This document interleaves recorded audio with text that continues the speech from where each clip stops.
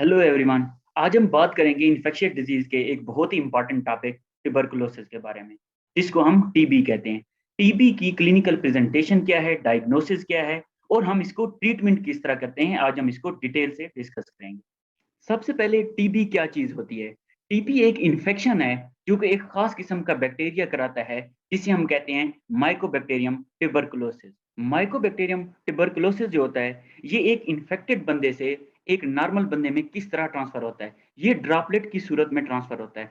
For example, अगर एक infected बंदा है, वो जब खांसता है तो ये क्या होता है, उसके ड्रॉपलेट बाहर निकलते हैं एयर में। वो ऐसा ऐसा जो दूसरा बंदा है, नॉर्मल बंदा है, वो जब उन ड्रॉपलेट को इनहेल करता है तो माइकोबैक्टीरियम ट्यूबरकुलोसिस उसकी बॉडी में चला जाता है। जैसे ही उसकी बॉडी में जाता है तो फिर लंग्स में चला जाता है। जब लंग्स में जाता है, फिर लंग्स में जाके प्रोलिफरेट करता है और वहां जाके इन्फेक्शन फैला देता है, और जो दूसरा बंदा होता है वो भी टीबी का पेशेंट हो जाता है। तो अब हमारे पास mycobacterium tuberculosis is the major cause of TB. ये जो होता है, ये हमारे पास एसिड फास्ट बैसिलई होता है। क्यों हम इसको एसिड फास्ट बैसिलई कहते हैं? हम इसको इसलिए कहते हैं क्योंकि ये रॉड शेप का होता है। इसको हम इजीली माइक्रोस्कोप के नीचे देख सकते हैं। उसके बाद ये है कि जब भी हमारे पास कोई पेशेंट आता है टीबी का और उसको टीबी की सिम्टम्स हैं, तब हम उससे कुछ क्वेश्चंस करते हैं। वो क्वेश्चंस क्या हैं? हम उससे ट्रैवल हिस्ट्री के बारे में पूछते हैं कि क्या उसने साउथ एशिया में ट्रैवल तो नहीं किया, क्या उसने अफ्रीका में ट्रैवल तो नहीं किया, क्या वो इंडिया से तो नहीं आ रहा। क्योंकि हम ये चीजें इसलिए पूछ रहे हैं क्योंकि इन जगहों पे ये मोर कॉमन है और ये फैलता जो है, ये ड्रॉपलेट की सूरत में फैलता है। अभी हमारे पास माइकोबैक्टीरियम ट्यूबरकुलोसिस एक इन्फेक्टेड बंदे के लंग्स से टू ड्रॉपलेट एक नॉर्मल पर्सन के लंग्स में चला जाता है। जैसे ही नॉर्मल पर्सन के लंग्स में जाता है, वहां जाके ये दो तरह की इन्फेक्शन कराता है। एक हमारे पास लेटेंट टीबी होती है और दूसरी हमारे पास टीबी डिजीज या एक्टिव टीबी होती है। लेटेंट टीबी में माइकोबैक्टीरियम ट्यूबरकुलोसिस क्या करता है, वहां जाके जस्ट बैठ जाता है। बैक्टीरिया कोई प्रोलिफरेशन नहीं करता। जब हमारे पास कोई प्रोलिफरेशन नहीं करता, तब हमारे पास कोई भी सिम्टम्स शो नहीं करता।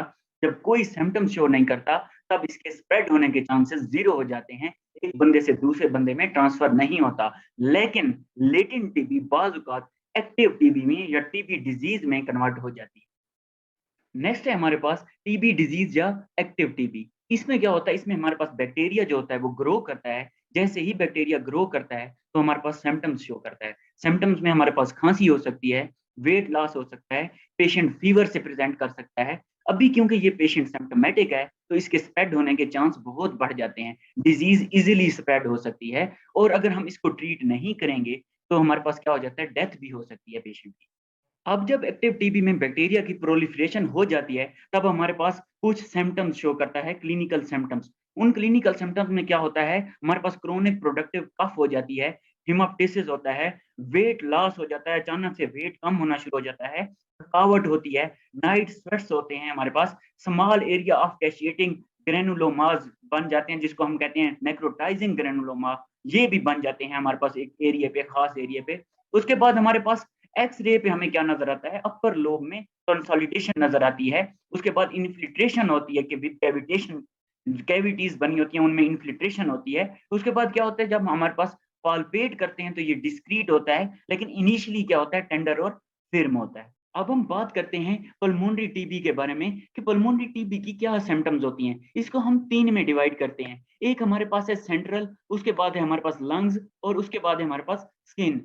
सेंट्रल में क्या होता है, हमारे पास बिल्कुल भूख नहीं लगती, थकावट होती है, बहुत ज़्यादा थकावट होती है। लंग्स कब इन्वॉल्वमेंट होती है, लंग्स की जब इन्वॉल्वमेंट होती है, हमारे पास क्या होता है, चेस्ट पेन होता है, खाँसी होती है, प्रोडक्टिव कफ होती है। उसके बाद क्या होता है, हेमोप्टिसिस होती है। जब स्किन की इन्वॉल्वमेंट होती है, तो स्किन में हमारे पास क्या-क्या सिम्पटम्स होती हैं, नाइट स्वेट्स होते हैं। उसके बाद हमारे पास पेल होना शुरू होता है, स्किन का कलर चेंज हो जाता है। अभी हम बात करते हैं टीबी के रिस्क फैक्टर्स के बारे में। हम टीबी के रिस्क फैक्टर्स को मेजर 4 ग्रुप्स में डिवाइड करते हैं। सबसे पहले है हमारे पास होमलेस, उसके बाद है हमारे पास ड्रग अब्यूज़र, उसके बाद है हमारे पास स्मोकर और उसके बाद है हमारे पास लो सोशियो इकोनॉमिक क्लास के जो लोग होते हैं वो। तो मेजर हम क्या कहते हैं, क्लोज़ कॉन्टैक्ट सिचुएशंस में हमारे पास टीबी के फैलने के चांसेस ज़्यादा होते हैं। फॉर एग्ज़ाम्पल, अगर कोई हम बंदा किसी क्राउडी प्लेस में है, फॉर एग्ज़ाम्पल अगर कोई बंदा कहीं पे कोई इन्फेक्टेड लोग रहते हैं उनके साथ रह रहा है, कोई बंदा हमारे पास हेल्थ केयर वर्कर्स है, उसका टीबी पेशेंट के साथ कॉन्टैक्ट होता है, तो उसको जल्दी चांसेस हैं क्या है, टीबी होने के। उसके बाद हमारे पास कोई बंदा अल्कोहल यूज़ करता है, एचआईवी इन्फेक्टेड है कोई पेशेंट, उसके बाद कोई बंदा आईवी ड्रग अब्यूज़ जिस तरह मैंने आपको पहले बताया, इस तरह का है, कोई बंदा डायबिटिक है, तो उसमें भी ज़्यादा चांसेज़ होते हैं टीबी के। अभी हम बात करते हैं स्क्रीनिंग के बारे में।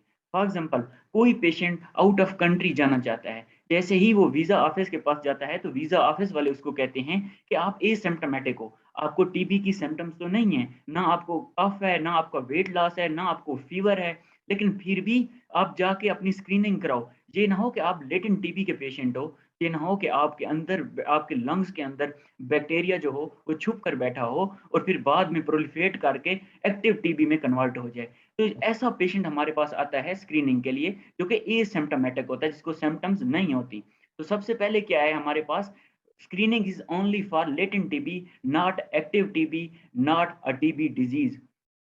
तो उसके बाद है हम पीपीडी टेस्ट करते हैं। अगर फॉर एग्ज़ाम्पल कोई बंदा इन्फेक्ट हुआ है किसी ऐसे बंदे से जिसने बीसीजी वैक्सीनेशन जो कि टीबी की वैक्सीन है, नहीं करा रखी, तो उसके लिए हम पीपीडी टेस्ट करते हैं। उसके बाद अगर कोई बंदा ऐसा है जिसने टीबी की वैक्सीनेशन भी करा रखी है और उसके बाद उसको टीबी हुई है, तो उसके लिए हम क्या करते हैं नेक्स्ट पेशेंट के लिए जो उससे इन्फेक्ट हुआ है उसके लिए हम इग्रा टेस्ट करते हैं, जो कि हमारे पास किसी बंदे ने अगर बीसीजी वैक्सीनेशन भी करा रखी हो, फिर भी ये हमारे पास मोस्ट एक्यूरेट टेस्ट है, लेकिन ये बहुत एक्सपेंसिव है। जिस तरह मैंने आपको पहले बोला, अगर फॉर एग्ज़ाम्पल हमारे पास जब पेशेंट आता है, तो पेशेंट हमारे पास एसिम्प्टोमेटिक होता है। एसिम्प्टोमेटिक पेशेंट की स्क्रीनिंग हो सकती है, उसको कोई सिम्पटम्स नहीं होती। उसके बाद हम सबसे पहले क्या करते हैं, उसका पीपीडी टेस्ट करते हैं। जैसे ही हमने पीपीडी टेस्ट किया, तो अगर हमारे पास पीपीडी टेस्ट नेगेटिव आया, तो इसका मतलब है नो एक्सपोज़र, इसको कुछ नहीं है, तो हमारा काम बिल्कुल यहाँ खत्म हो जाता है। उसके बाद अगर हमारे पास पीपीडी टेस्ट पॉज़िटिव आया, तो हमारे पास एक्सपोज़र पॉज़िटिव। उसके बाद इसके लिए हम क्या करते हैं, इसके लिए हम चेस्ट एक्स-रे करते हैं। हम क्यों करते हैं चेस्ट एक्स-रे? चेस्ट एक्स-रे हम इसलिए करते हैं, हम देखते हैं कि कितनी हमारे पास फैल चुका है बैक्टीरिया, कितना प्रोलिफरेट कर चुका है। या हम इस बेस पे करते हैं कि हमारे पास एनुअली स्क्रीनिंग के लिए ये चेस्ट एक्स-रे काम आता है, इसलिए भी हम चेस्ट एक्स-रे करते हैं। तो अब अगर हमारे पास चेस्ट एक्स-रे नेगेटिव आ गया है, तो हमारे पास क्या हुआ है, जस्ट उसको एक्सपोज़र हुआ है। उसके बाद हम क्या शुरू करेंगे, हम आइसोनियाज़ाइड शुरू करेंगे 9 मंथ के लिए और साथ हमारे पास B6 विटामिन हम शुरू करेंगे। उसके बाद ये अगर हमारे पास चेस्ट एक्स-रे पॉज़िटिव आ जाता है, चेस्ट एक्स-रे पे हमें कंसोलिडेशन नज़र आती है या हमारे पास कैविटेशन नज़र आती हैं, हमारे पास चेस्ट एक्स-रे पॉज़िटिव आ जाता है, उसके लिए क्या होता है हमारे पास पेशेंट इन्फेक्टेड होता है, उसको इन्फेक्शन हुई होती है।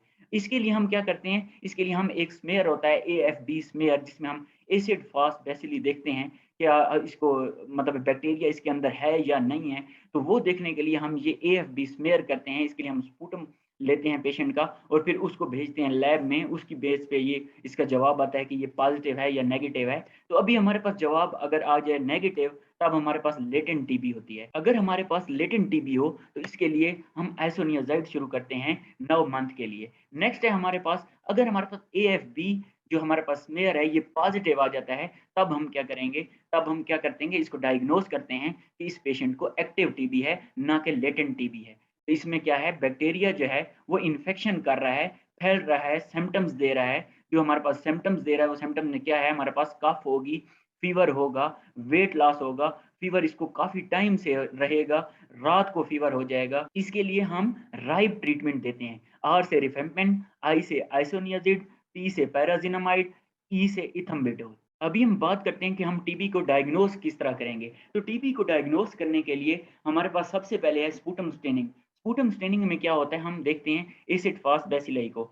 सबसे पहले हम स्पुटम लेते हैं, उसको लैब भेजते हैं, उसमें देखते हैं कि हमारे पास बैक्टीरिया प्रेज़ेंट है कि नहीं है। अगर हमारे पास बैक्टीरिया प्रेज़ेंट हो तो हमारे पास क्या है डायग्नोज़ टीबी। नेक्स्ट है हमारे पास ब्रोंकियो एल्वियोलर लेवेज। ब्रोंकियो एल्वियोलर लेवेज में क्या होता है अगर किसी पेशेंट का स्पुटम नहीं है तो उसके लिए हम ये टेस्ट करते हैं। लास्ट में हम क्या करते हैं गैस्ट्रिक लेवेज। अभी हम बात करते हैं ट्रीटमेंट के बारे में। तो ट्रीटमेंट के लिए सबसे पहले हमारे पास एक निमोनिक है इसको याद करने के लिए जिसको कहते हैं हम राइब। तो राइब में क्या है हमारे पास सबसे पहले 2 महीने के लिए आर से हम रिफेम्पिसिन, आइसोनियाज़िड, पायराज़िनामाइड और इथम्बिटोल ये हम क्या करते हैं पहले 2 महीने के लिए ये 4 ड्रग्स देते हैं। उसके बाद नेक्स्ट 4 महीने के लिए हम आरआई देते हैं, रिफेम्पिसिन और आइसोनियाज़िड। अभी हम बात करते हैं ये जो ड्रग्स हमने दिए हैं इनके साइड इफ़ेक्ट्स क्या हैं? तो सबसे पहले है हमारे पास रिफेम्पिसिन। रिफेम्पिसिन इज़ आर से हमारे पास क्या है रेड यूरिन। उसके बाद है आइसोनियाज़िड, आईएनएच, एन से क्या है हमारे पास न्यूरोपैथी। उसके बाद है पैराज़िनामाइड, पैराजिनामाइड से, पी से हमारे पास क्या है हाइपर यूरिसीमिया और हमारे पास गाउट। उसके बाद है इथम्बिटोल। इथम्बिटोल में क्या होता है हमारे पास, ई से क्या है आई डिस्टर्बेंस होगी, ऑप्टिक न्यूराइटिस होगा पेशेंट को। So thank you so much. अगर आपको मेरी ये वीडियो अच्छी लगी तो लाइक करें, सब्सक्राइब करें और अपने प्यारे दोस्तों के साथ इसको शेयर करें।